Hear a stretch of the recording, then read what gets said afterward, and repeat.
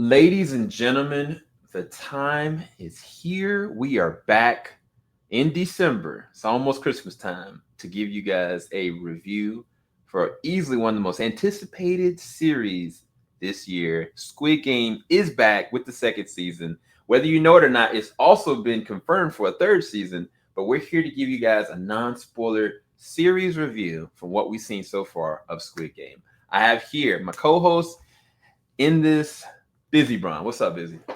This is the first I'm hearing of a season 3 being confirmed. Yes, That's sir. actually that's crazy. Yes, sir. It is officially confirmed. But yeah, Busy, real quick. So the first season, I know you just finished it recently, but what was your take on the first season and why did you want to come back for a second season? So the thing is, like, I started the show when it came out, and then it was just a matter of like I slowed down on it, not because it was necessarily bad. Of course, I watch a lot of shows, but I mean, like, it can get pretty heavy. It's very brutal at times, and with it coming back, I was just like, you know what, I want to finish it because I mean, a show doesn't get this popular without it being good. So I'm like, you know what, I know the last few episodes are going to be a challenge to get through, but it will be great. So of course, I watched it, and that ending had me so hyped. Like, I didn't think that a final episode for this show specifically was going to get me so hyped up because I was one of those people that I was just really curious, like, if this is one of those things, like, how are we going to have a season 2? How are they going to make that work? And should have bit my tongue when I said that because the way they kind of start off this show has you kind of season 2 specifically has you asking questions, like, what are we doing? But like, they set their own pace and do things differently than the beginning of the last season, if you will, and it works. And a lot of shows get me excited, but I don't think I've kind of like straight up yelled and like hollered the way I did at the end of like season 1. Like, I could have been gassing it up, but I'm telling you, like, they did a really good job Yeah. with some of the suspenseful moments, if you will, and just whether it's the way certain scenes are filmed, but music is my cup of tea, and they knocked that shit out of the park. Yeah. I mean, for me, it was just all the relationships that I was hanging on. I was like hoping, certain people was like becoming truly friends, truly companions. Other people were sacrificing people that they've loved all their lives. And it was so gripping on an emotional level that I was just like, this is such an impossible situation because everyone, right, at the end of the day, were doing it for a specific reason. They had left, went home, and still came back into the game. And it's kind of just like, for our main character, Sung, to reintroduce him the way they do in the beginning of this season, it's insane.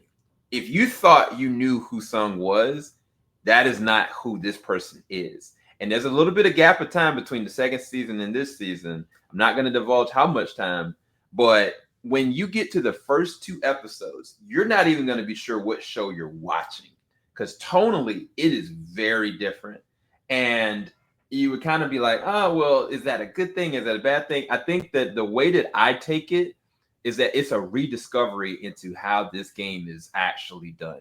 The things that I found from the second season more than anything is I get truly an understanding of how this all works, why this is happening, and why people keep getting pulled back in. And I think that's just written really well. Some people, I think their perspective would be like, oh, I need to get back to the game and get back to this. They do something very different these first two episodes. And then when you are in the game and you are dealing with those same consequences, it's different. Everything that's happening in the game hits differently than it did the first season. So I think that's one of the biggest things that's the distinction for me is that this hits differently because of what happened in the past. But I don't know. Did you have any thought on that? Yeah, so 100% because it's like, since we witnessed everything that happened to this poor guy, like his PTSD is kind of shared with us. It's not like they're just introducing a character and being like, this is what happened to him. We lived through these events with him. So anytime something happens, we're just like, yo, I feel him. I get why he's acting this way. And one thing that I really liked, and this is a little off topic, but obviously we are familiar with his past, but we have dove into so many other characters in this season, and I feel like last season was great, but I feel like we got to meet a lot more characters here, and I feel like it really just makes the kind of like the not just the relationships, but like the impact of what they do throughout the episodes, more important because of the little time, even if it is just 5 minutes of time we get with these characters. I just you feel more related to them because of just their backstory, or the connection they might have to someone else, or just again just a little time we've gotten with them. And I feel like they did more of that here than they did in season one. So like I feel like I'm a little more on edge. Maybe that's because I already know that these games are friggin' insane, but Mhm. it's just, it's I feel a little more like at the edge of my seat than I did with season one for sure. Yeah, I think that they what they do too with this season is that the consequence. I don't know if you saw like the game show that they live action game No, show they did of Squid Games. One of the things they did in that show is they had like a pairing that was a mother and a son, and putting them in the Squid Games. really. Yeah, and it's kind of like they do things like that in this. Like there are specifically three different relationships, three different specific pairings that there's a direct connection there. And it's kind of like it's different when you get into the game and you make your own choices. You lay in that bed. The people back home are affected by it by proxy. But when you make a decision in this game and somebody you love is in it, you're immediately saying, I'm forfeiting your life there. And that changes our perception of how the game is even played. Because it's kind of like, how far are you really willing to go? And is it actually truly worth it? But I think that one of the things that the first season did really well, and I think that this capitalizes on that, is the area of desperation and greed. What greed can and will do, and the temptation of like unfortunately addiction, and what that kind of does to a person mentally and psychologically in a situation like this. I think the show broadcasts the different levels of people's addictions and temptations because of desperation, because of need for hope, because of fear, and they just showcase it in a very fantastical and extra way. But there are certain characters, man, that they do a really good job of just really getting us to be connected to them really quickly. Like this character right here, I immediately at a certain point got really connected with this character for different reasons. And it's because of the relationships that they allowed to kind of go through. Um, I know you were talking about certain characters that also are really fun and very different.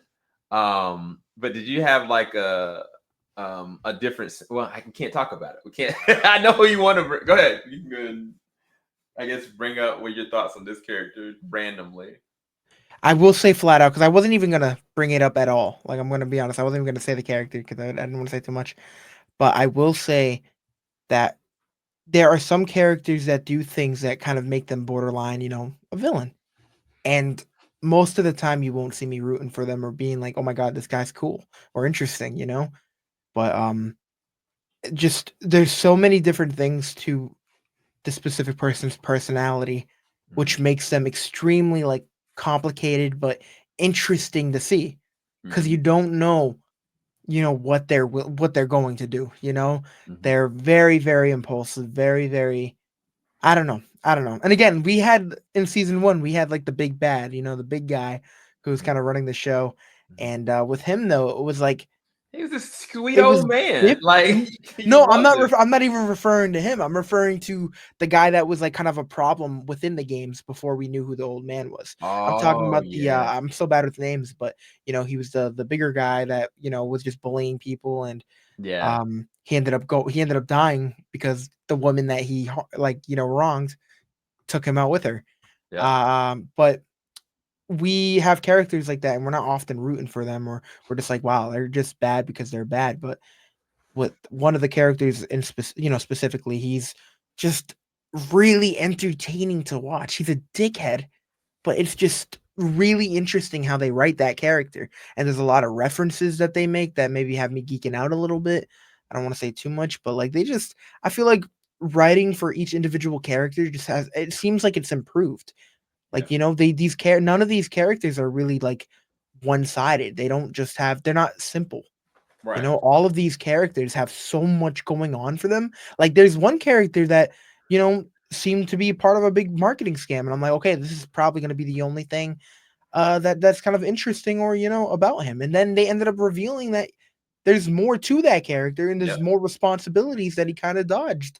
And again, I can't relate so hard, but Yeah. still, it's like I feel like they stepped up the writing with a lot of the side characters, and I feel like that was the big key with season one. Like, they had a lot of these side characters that it was so impactful when they passed. Like, we were hit. So if Yeah. they can build up these personalities and build up these characters just so we can watch these poor bastards go, it's gonna bring the emotional level is gonna be unmatched. Yeah. And this has the opportunity to be, I'm gonna leave it up to the viewers, but could be better than what we got in, season one. Who knows? Yeah, I mean, speaking about characters, because they're not just the people that are in the game aren't the only ones that are kind of being flushed out as well. Like, you got our front man front and Yes, center, sir. and we saw who he is. We know his connection to the detective, and his unfortunate situation that happened to him at the end of the first season. But now we know, like, maybe he does have a soul because of his connection to that detective. But we get a real understanding of him, and we also get a real understanding of how the game is facilitated and the people running it.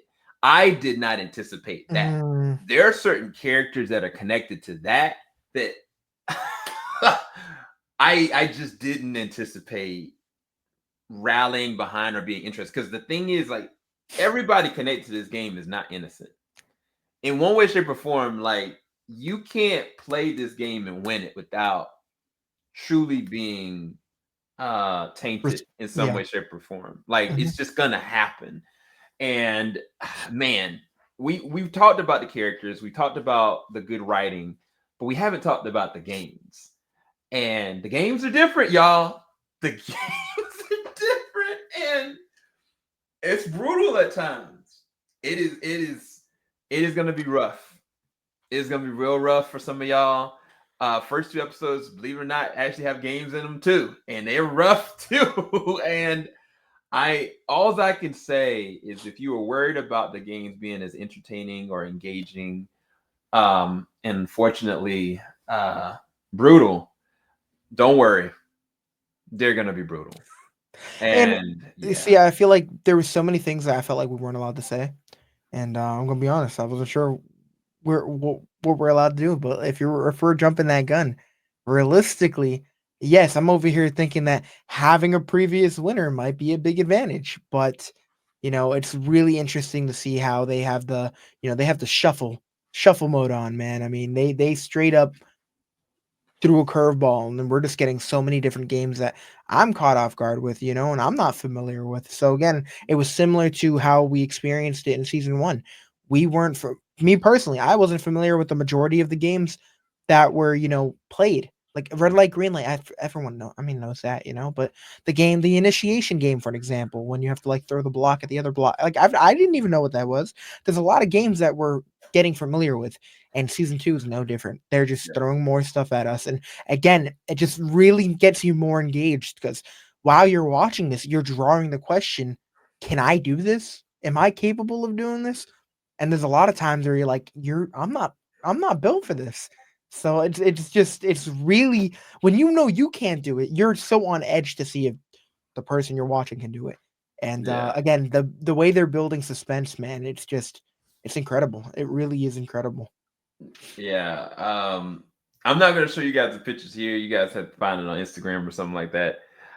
I did play Squid Game. I did play the games that they had in the game show, and when you're there and you're And in you it, walked away with $46 million, $1 billion, or no? when I 'Cause it's still met the here. person that actually won, Oh but shit. when I was in there, it was kind of just like it was do or die.